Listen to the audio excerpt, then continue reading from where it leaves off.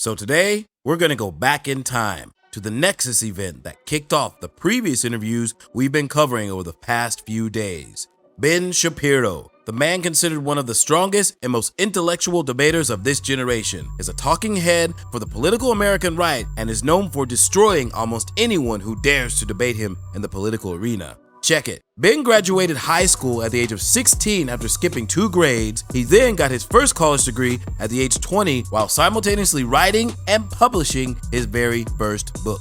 Afterwards, he went to Harvard and got another degree by the age of 23, all while graduating top of his class every time. Ben Shapiro's IQ is speculated to be well over 150. In addition to that, he also co-founded the multi-million-dollar media studio The Daily Wire, which is currently releasing their anti-woke version of Snow White, set to hit theaters around the exact same time as Disney's version. Now, being Jewish, Ben previously had some very choice words on his own podcast. Jew hatred exists because evil exists, because there are people who have, for literally all of human history, hated the Jews and sought to strike at them while they are weak, who have blamed the Jews for their own problems, who have crafted complex conspiracy theories about the supposed power of the Jews, who have sought to destroy, to murder, to mutilate, to rape the Jews, from Pharaoh to Haman, from Hitler to Hamas. And this instantly went viral, earning him an invitation to Piers Morgan's show. And the things he says on this episode are what sparked the very inflamed responses from Bassem Youssef, Mohammed Hijab, the ambassador of Palestine, and many, many more. So now, Piers is about to inquire about Ben's comparison of Hamas to the Nazis, but not in the way you would think, as well as him arguing his case for Israel's response in the current conflict. You've spoken a lot about Hamas before, called them evil. You did a second video called Make God Avenge Their Blood, in which you said that Hamas, in some ways, they are worse than Nazis, which some viewed as a very provocative statement. Why did you say that about them?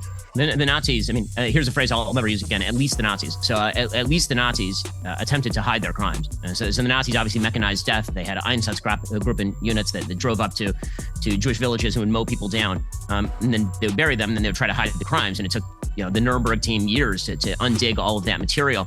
In this particular case, you have Hamas terrorists who are murdering Jews in their beds and then live streaming it and celebrating it and bragging about it and talking about how incredible it is and blasting that sort of stuff out. I mean, the videos that I've been showing on my show, a lot of them are coming directly from Hamas. I mean, it's Hamas that is taking contemporaneous video of this sort of stuff. And that's a whole new level of evil. I mean, to celebrate this sort of stuff, to treat it as a triumph. I mean, I think the thing that people really have to realize here is this is not a military operation. This was not a military operation. I mean, people have compared this to, for example, the 1973 Yom Kippur War. That was an awful moment in Israel's history when it was taken by surprise by the combined Arab armies around it. But that was a military operation with a military objective, which was to seize territory. This is not a military operation with a military objective. This is an operation directed specifically at civilians. And when we see death in Gaza, which we're going to see, and the images are going to be horrifying and terrible, it is important to understand that the reason that is happening is not just because Hamas crossed the border and murdered a bunch of civilians in their beds, but also because Hamas literally hides its weaponry behind civilians. Israel is currently, right now, sending out messages to Gazan civilians, telling them to get out of particular areas. And Hamas is sending out full-scale messages telling people to ignore those messages and to stay where they are. There's a reason why their headquarters were for years located underneath a hospital. What they understand that the West, again, has a peculiar narcissism where we think we would never put our military power below a hospital. That'd be insane. If Israel blows up a hospital, it must be that Israel's doing that because they're targeting civilians. Hamas knows that. That's why they're doing it. They literally hide their rocket launchers behind apartment buildings in the hope that Israel will strike back and have to kill civilians in the process. Israel cares significantly more about civilian casualties in Gaza than Hamas ever has. Piers, you're in the business of words and I'm in the business of words, and I've found myself repeatedly over the last few days unable to find words to describe the kind of thing that we're seeing. And again, we stretch, I think, in the West, and I stretch as an American, I think we all stretch to try and find what would drive somebody to do something like this. And the answer sometimes is that they are just, I don't know how to say this otherwise, they are not like you. Hamas is not like you. They don't think like you. They don't have the same priorities as you. They don't have the same values as you. And that means that any attempt to buy them off is bound to fail. And this is inextricably intertwined with the history. I mean, the fact is, Israel turned over the Gaza Strip in 2005. There were no Jews living in the Gaza Strip since 2005. The areas that were attacked in this particular terrorist attack are not areas that are in the so-called settlements, the Shtachim, in Judea, Samaria, what's called the West Bank. That's not the area that was attacked. The area that was attacked has been sovereign Israeli territory since 1947-48. And that territory was attacked from across a border that is entirely controlled by Hamas, which has utilized pretty much every dollar that has flooded into that region over the course of 20 years from America, from Europe, taxpayer dollars that have been used to build up these terror capabilities.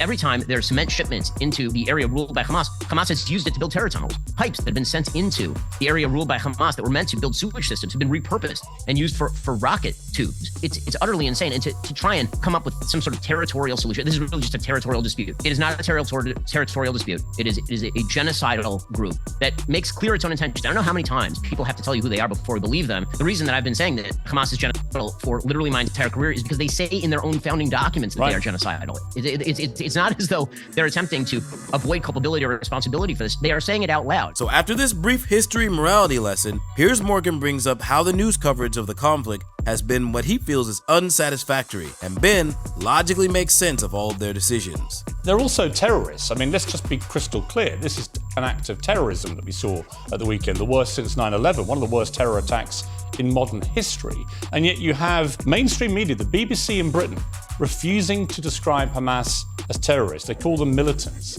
Even John Simpson, one of their senior foreign correspondents and editors, said it's not a journalist's role to call groups like Hamas terrorists. He says calling someone a terrorist means you're taking sides and ceasing to treat the situation with due impartiality. The BBC's job is to place the facts before its audience and let them decide what they think honestly and without ranting. That's why in Britain and throughout the world, nearly 500 million watch, listen to and read us. There's always someone who'd like us to rant. Sorry, it's not what we do, but I don't think it's about ranting to describe acts of terror as being committed by terrorists. And the New York Times apparently today actually changed the wording of a story they put online and changed the word Hamas terrorists to Hamas gunmen, as if they're almost terrified, literally, I mean, how ironic, of using the word terrorist. But what is it about mainstream media, two huge examples of it, New York Times and the BBC, that they won't just call this what it is? I think that a lot of these groups are afraid of the political implications of just calling a terrorist a terrorist. I mean, when you acknowledge that the government of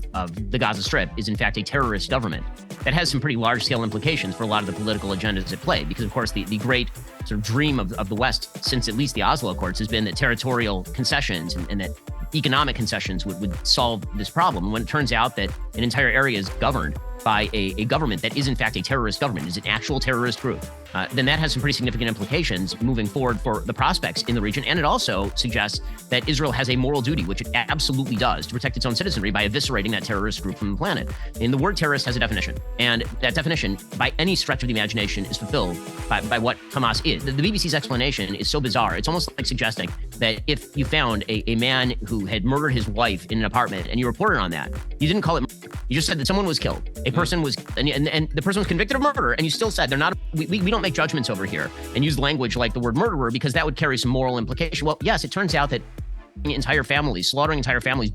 I mean, some of the stuff that I've been tweeting out, which is stuff I'm getting, again, directly from first responders on the ground. I mean, just a few moments ago, I tweeted out, I wish I didn't have to tweet out these photos, but I think people need to understand the consequences of failing to see evil for what it is. It was a photo of a group of people in a kibbutz called Kibbutz Be'eri, which is again near the border where 100 bodies were found, and they were attempting to simply escape, and Hamas stopped the car and people alive. What other goal could you have but to obscure the morality of the situation if you refuse to call things what they are? And now, Piers is about to bring up the incident where a chapter of Black Lives Matter responded to the conflict, inspiring varying responses. And Ben cleverly points out the hypocrisy and calls out their behavior as anti-Semitic. What also boggled the mind for me was Black Lives Matter Chicago, which had a Twitter account with 60,000 followers. They actually posted a caricature image of a paraglider saying, "I stand with Palestine." The paragliders, of course, were the ones who flew in and killed all the people at the music festival. What did you feel when you saw that? Unsurprising, only in the sense that Black Lives Matter as an organization had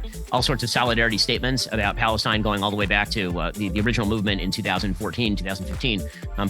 But seeing them actively take up the imagery of an actual terrorist attack, that's what that is. Palestinians are not famous for their hang gliding. And the only reason why that is the image is because literal terrorists use paragliders in order to murder civilians at an electronic dance music festival, by the way, attended mostly by people of the political left. I mean, those are not right-wing Israelis who are dancing at an EDM festival on a Saturday. That's not the way that works. It's only astonishing in either the moral blindness or the anti-Semitism. And at a certain point, the moral blindness becomes the anti-Semitism, because when you are celebrating active Jew murder and you are saying that that's solidarity, that's a pretty incredible thing. I'd also like to point out here that the argument in favor of Palestinian self-determination did not need to be threatened by any of these people. All they could have said is, Hamas does not represent Palestinians. This does not have any implications for Palestinian self-determination. Hamas is a terrorist group, and they ought to be eviscerated, and they ought to be replaced by a better government that could make peace. Like, none of this is particularly hard. The fact that they're lumping together Hamas with the Palestinian cause says an awful lot, and it doesn't say anything good. And finally, Piers will bring up the famous quote that was clipped and reposted all over the internet, and partly inspired by Bassem Youssef's viral rant on his show. In addition to this, Ben will directly respond to Mohammed Hijab's outrage at his comments on Twitter. In one of the videos, you say the only solution is for Israel to annex the Gaza Strip and kill enough sons of bitches to make sure this isn't a problem again. You say anyone who calls for a ceasefire is a terrorist sympathizer under these circumstances. And that got a lot of pushback. I guess this comes to the point of appropriate response. How far do you go? How do you isolate genuine Hamas from perhaps completely innocent Palestinians in Gaza, of which there will be many? One person called you a genocidal warmonger for that rhetoric. And there's a person called Mohammed Hijab in a video called in responding to Ben Shapiro on Israel. He says this. First and foremost, I'll say, yes, we condemn any woman, child, or whatever it may be that's being who's Jewish and is not non-combatant. But why is it the case, Ben? Why is it the case that you, none of your colleagues or you, have been able to offer one single condolence, one single condemnation, one single word of sympathy for any of the Gazans that have been killed? Don't try and smear us, don't try and slander us, don't try and attack, don't try and produce red herrings. And I think you're an ass, a jackass. And we're not talking about Hamas, we're talking about children here, we're talking about women here, we're talking about elderly people. You make me sick. You make me sick. What's your response to that, Ben? I mean, that will be, I'm sure, a reaction you've heard from a lot of people. What do you feel about that? I mean, my obvious response is, of course, I feel horrible for the people who are being held by Hamas in a state of tyranny for the past 15 years. Hamas was the elected government in Gaza in 2006. There hasn't been an election since then. All the people who are today ranting, as you heard Mohammed Hijab doing right there, I don't hear them talking about liberating Gaza from Hamas, which is the greatest threat to the way of life of Gazans on planet Earth. Again, I have nothing but sympathy for the people that Hamas is governing, or the people that Hamas is exploiting, really. I have nothing but sympathy for civilians there. Israel has to defend itself. I don't understand exactly what the expectation would be here. Is the expectation that because Hamas uses human shields, that Israel therefore has to go home and wait to have its people again? Israel tried it the way that Mohammed Hijab and others would like. Israel literally pulled, in 2005, they literally pulled thousands of Jews out of the Gaza Strip. It was called the disengagement, and it was massively unpopular in wide swaths of Israel. They pulled out, they built a wall, and they basically said, go ahead and govern yourselves. And this is the result of that. You think anyone in Israel, no one in Israel wants to reoccupy the Gaza Strip. No one. That's why Israel has been studiously avoiding reoccupying the Gaza Strip since 2006, despite the fact that they've been living underground in large parts of Israel for weeks at a time because of rocket attacks that have been fired on a regular basis from the Gaza Strip into major cities. So after Ben's counter to Mohammed, Piers asks the same question he will go on to ask all the guests, and how Ben replies will also cause many to outrage and accuse him of being morally blind. In Gaza, you have 2 million people, many of whom are young people. Pretty hopeless conditions to live in. I think people would agree with that. Not much chance of getting out of there. They live in very densely populated areas. We know from in the last 24 hours that Israel controls water, controls energy, power going in there. Many would see that is a control that Israel shouldn't have if you want to afford equal rights to people living in Gaza. And then it comes down to proportionate response and how you try and, like I say, how do you attack Hamas, given they're all over Gaza, living amongst the general population?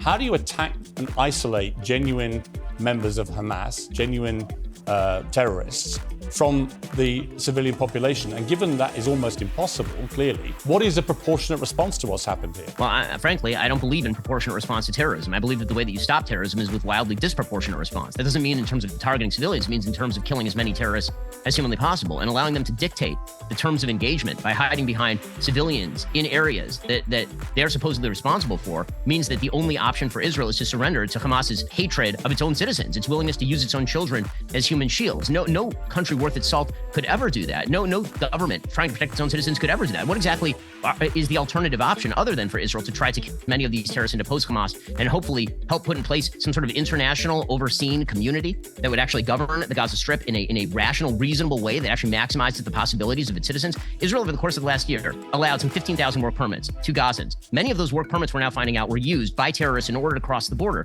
The fact that Israel controls the water and the power, the reason that Israel controls the water and the power is specifically because if they did not control the water and the power, Hamas would be right now holed up with the water and the power indefinitely. I mean, the fact is that the reason that Israel controls, for example, the sea border is because if they did not, there were attempts to ship weapons in from Turkey multiple times. The impossible situation in which Israel finds itself with regard to the Gaza Strip is mirrored only by the impossible situation in which Gazan civilians find themselves. And all of that, every single iota of that is the result of Hamas, which means unless there's a change in status in which Hamas is removed from power, in which someone else is put in charge, this is going to continue. Again, but I would Israel, argue, 10,000 Jews want to die going into the Gaza Strip in order to defend their citizens? I agree with you, but I would also say that I think that it would also benefit any chance of a peace settlement that if Netanyahu wasn't in charge anymore. I mean, apart from anything else, this is an unbelievable breach and failure of security and military. I think part of that can be apportioned to the extraordinary social unrest that's been enveloping Israel since his cabinet, full of a lot of right-wing headbangers, frankly, some of whom have actually called themselves fascists, have tried to take on the judiciary and the Supreme Court. I don't feel comfortable about that. What do you feel about that? And do you feel that Netanyahu is the right person? Does it need a completely clean leadership now, both in Palestine and Israel, to try and get to somewhere approaching peace? The democratically elected government of Israel has not had a change in policy, despite the fact that until very recently, Netanyahu was not the prime minister of Israel. It was a joint government run by Naftali Bennett, as well as by Yair Lapid, who's a member of the hard left who dramatically opposes Benjamin Netanyahu today. They formed a unity government between Benny Gantz, who's a member of the center left, and Benjamin Netanyahu, who's a member of the center right, Likud party in Israel. When it comes to foreign policy, the reality is that since the rejection of any peace deal by Mahmoud Abbas in 2009, when Ehud Olmert was the prime minister of Israel, there's been very little disagreement between any of the parties with regard to foreign policy because they do not have a peace partner. The Oslo process was killed by the Palestinians, and it was killed by the Palestinians when they rejected multiple peace offerings by Ehud Barak, by Ariel Sharon, by Ehud Olmert, over and over and over again, by Yitzhak Rabin, by Shimon Peres.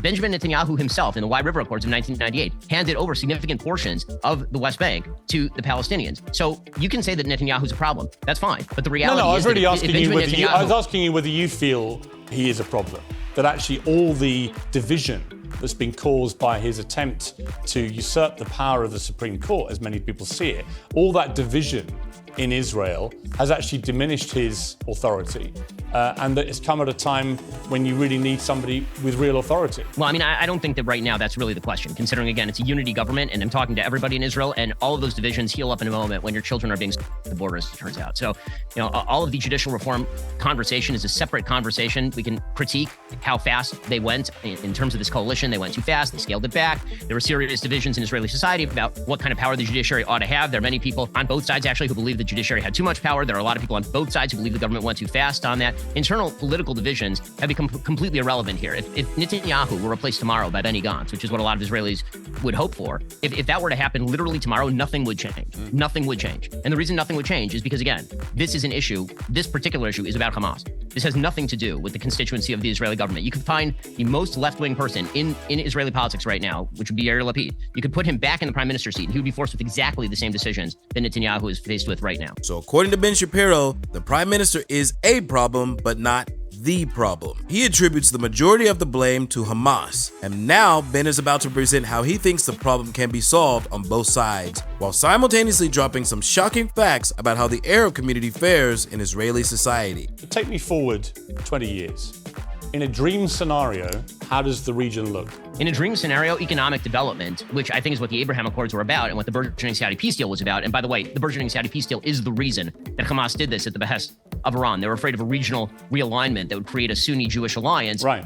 Oriented largely against the Shia power of Iran, which is spread through Lebanon, Syria, and now down into Hamasistan. The economic development is the only way to move forward for the region. That was the premise of the Abraham Accords. Again, it was the premise of the nascent Saudi peace deal. Israel would love to do that with the Palestinian Authority. They would love to do that with anyone governing the Palestinians to provide better economic conditions. I mean, one of the great ironies of all this is that 20% of Israel's population is Arab. The Arabs in Israel earn a far better income. They have far better GDP per capita than Arabs who are living under the Palestinian Authority or under the Gaza or under Hamas. And when you take polls of Israeli Arabs, many of whom are not particularly fond of the state of Israel, almost zero of them wish to actually relocate to any of these areas because economic development is economic development. The way out of this is that, but in order for that to happen, the people on the other side of the table have to actually agree that economic development is a worthwhile thing, is an end goal. And this goes back to the original point that I was making, is that we in the West, we believe that economic development worthwhile, that what we are all seeking is the same sort of peaceful, decent life where we leave each other alone and get to live our lives. I think that we all agree on that. But there's a group of people who absolutely do not agree with that, and they don't care about the level of economic development. They would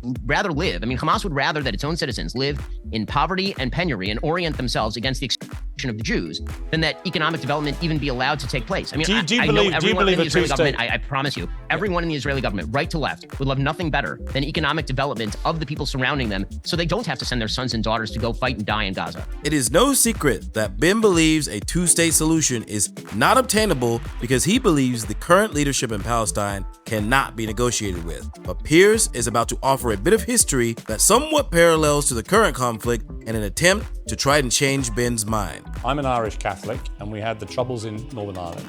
Different circumstances. I'm not going to try and equate the two. But there you had people on both sides trying to kill each other. You had the IRA trying to civilians indiscriminately to make their political points.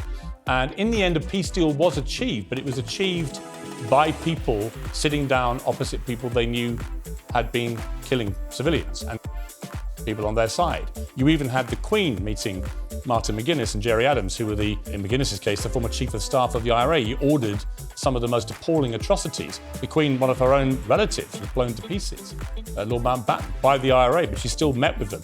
I was actually at number 10 Downing Street when Tony Blair met McGuinness and Adams on the steps for the first time in 70 years.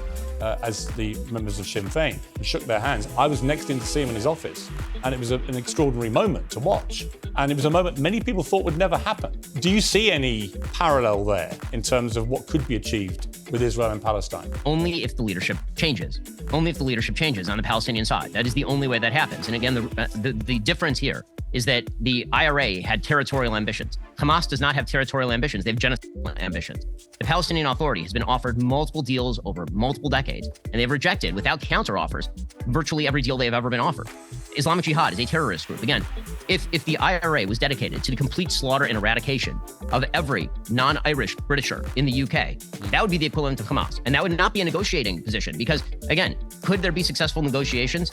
It depends on the partner. Right. I mean, the example that you're using is the best example of sides that are incredibly far apart coming together. But here we are talking about one side, that simple premise. If Israel put down all of its guns tomorrow, every Jew in the region would... If Hamas put down all of its guns tomorrow, Israel would leave the Gaza Strip alone. It is that simple. Now, this last bit saw many people questioning Ben's naivety and thinking that such a conditional ultimatum actually exists, countering that it's not as simple as just laying down your weapons. One of those people was Andrew Tate, in which the two of them later got into a Twitter beef. Let me ask you got into a Twitter spat with Andrew Tate yesterday. He's a converted Muslim. He'd been doing a lot of supportive tweets for the Palestinians. And he tweeted at you at one stage, "Mr. Tough Guy, let me assure you as someone who's done his own fighting as opposed to excitedly encouraging others to do it for him while sitting at home on a comfy chair, peace is always worth a conversation." What was that spat about? Why did you engage with him? What do you feel about that? Well, what I feel about that is that he was tweeting that immediately, like as terrorists were still running around in southern Israel. That was on October 10th. And he was still tweeting while the bodies were fresh and warm in the streets. Peace is, you cannot make peace with people who murder children and burn their bodies. You can't do that. I mean, the murder happens and you immediately say, okay, well, guys, now truce, now ceasefire. No state worth its salt, no government on earth would allow this kind of insanity. No government on earth. And no government on earth would listen to nonsense about how you immediately have to seek peace with a group that seeks your direct extermination. Again, I can't emphasize enough. Israel turned over the Gaza Strip to Gazans in 2005. Hamas has governed the area since 2006. The year is currently 2023. Israel has endured round after round of rocket fire ceasefire on its major cities for literally almost 20 years. And now the idea is the minute that Gazan terrorists rush through the border and murder people in their beds, that's the time for peace conversation? That's the time for peace conversation? By the way, and I'm not going to be lectured on morality and toughness by Andrew Tate, whose great idea of toughness and morality is pimping women and then bragging about it on air and trying to quasi-walk it back while simultaneously maintaining many of the same positions and flexing his biceps. I mean, he's got a huge following, as you know, especially online. Is it dangerous? Is it reckless that he's able to tweet from house arrest still, of course, in Romania, that he can tweet on something like this and have the kind of influence that he has? Listen, everyone should be able to tweet whatever it is that they want. I'm all for an open discourse, even with people who I think are dead wrong on a lot of these issues. But Andrew Tate is dead wrong on a lot of these issues, and the particularly ridiculous posturing about being you're very tough when you want people to make peace with terrorists who just murdered their children. Very, very tough. So now that you know Ben's perspective, as well as the counter arguments from the other side, I wonder if all that changes how you see this conflict. Regardless of what side you stand on, there can be no denying that people on both sides are suffering. And right now, the entire world is watching with a close eye to see if, when, and how this conflict will be resolved, or will it escalate to something much worse. In the meantime, the perspectives and debates that you've seen on this channel are most likely just the beginning, as there has been chatter of an actual debate going down between Ben Shapiro and one of his many detractors. But until then, we'll continue sharing with you what we can dig out about this conflict, and we encourage all of you guys to keep an open mind and try hard to think for yourself. With that, I'll see you on the flip side. Peace!